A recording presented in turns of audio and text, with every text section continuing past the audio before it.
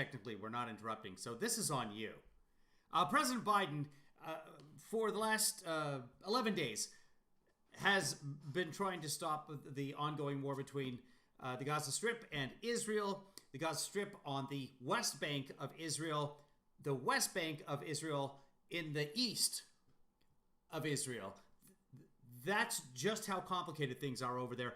The press, the media has been saying, universally across the media, I've heard many, many people saying, no, this isn't going to work. Biden had conversations on the phone with Bibi Netanyahu, and he's just not going to agree to ceasefire because he's Trump's friend.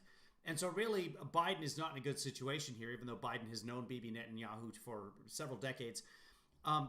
Anyway, there's a ceasefire, and tentative at best, but in about an hour, there is supposed to be a cessation of armed attacks between Israel and Hamas in the Gaza Strip. Hamas considered a terrorist organization. They are currently in charge of the Gaza Strip. Keep in mind that Hamas is not all Palestinians. Keep in mind that the government of Israel is not all Israelis, nor is it all people of Jewish faith. This is United States President Joe Biden speaking about the cessation of violence that hopefully will take place in an hour, about 24 hours after he had a phone conversation with Bibi Netanyahu that the media said would not, no chance of it working. Here it is.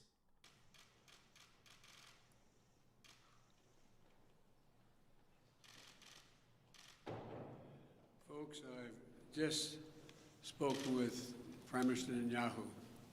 Earlier today, I spoke with President al-Sisi of Egypt. Prime Minister Netanyahu informed me that Israel has agreed to a mutual unconditional ceasefire to begin in less than 2 hours. The Egyptians have now informed us that Hamas and the other groups in Gaza have also agreed. In my conversation, this negotiation took place between Israel and Egypt acting on behalf of Hamas. So Israel was not speaking directly with Hamas.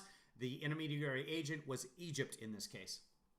With President Netanyahu, I commended him for the decision to bring the current hostilities to a close within less than 11 days. I also emphasized what I've said throughout this conflict. The United States fully supports Israel's right to defend itself against indiscriminate rocket attacks from Hamas and other Gaza-based terrorist groups that have taken the lives of innocent civilians in Israel. The Prime Minister also shared with me his appreciation for the Iron Dome system, which our nations developed together and which has saved lives of countless Israeli citizens, both Arab and Jew. I assured him of my full support. So for those who don't know, the Iron Dome system is a missile defense system in Israel. It's an American system. What happens is that if 100 rockets are fired into Israel, theoretically the Iron Dome, the missiles will go up and knock out 90% of them. So 90 of those 100, in case you can't do the math. To replenish Israel's so far has been very, very effective.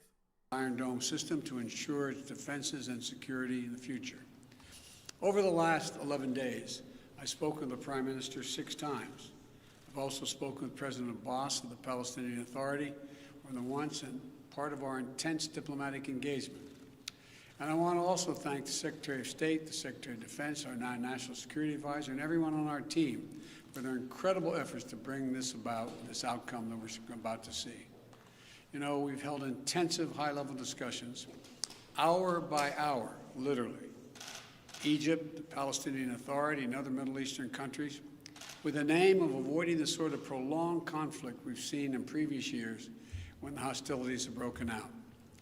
I extend my sincere gratitude to President al-Sisi and the senior Egyptian officials who played such a critical role in this diplomacy.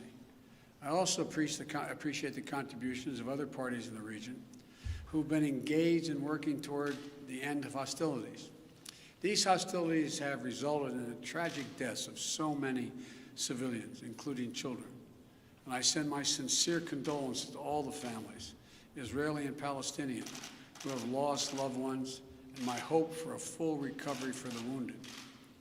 The United States committed to working with the United Nations, and we remain committed to working with the United Nations and other international stakeholders to provide rapid humanitarian assistance and to marshal international support for the people of Gaza and the Gaza reconstruction efforts.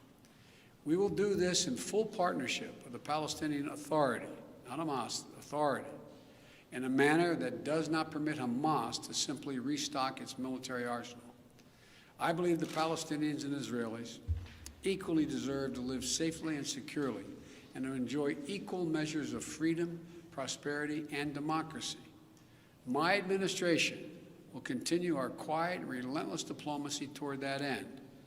I believe we have a genuine opportunity to make progress, and I'm committed to working for it. And I want to thank you all. May God bless you all, and pray that this continues. Thank you so much.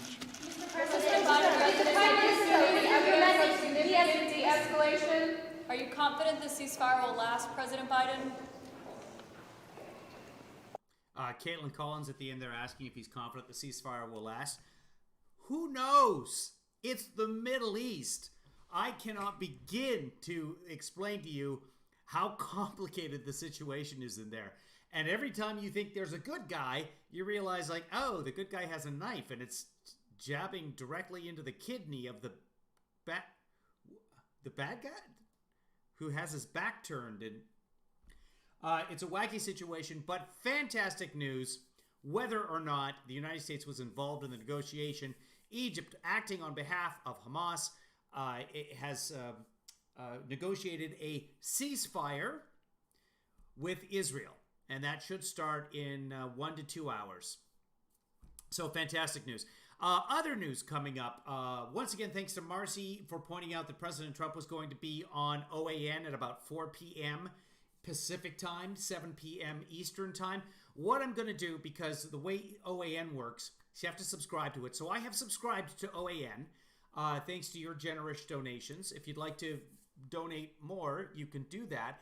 I will be recording it during the 4 o'clock hour.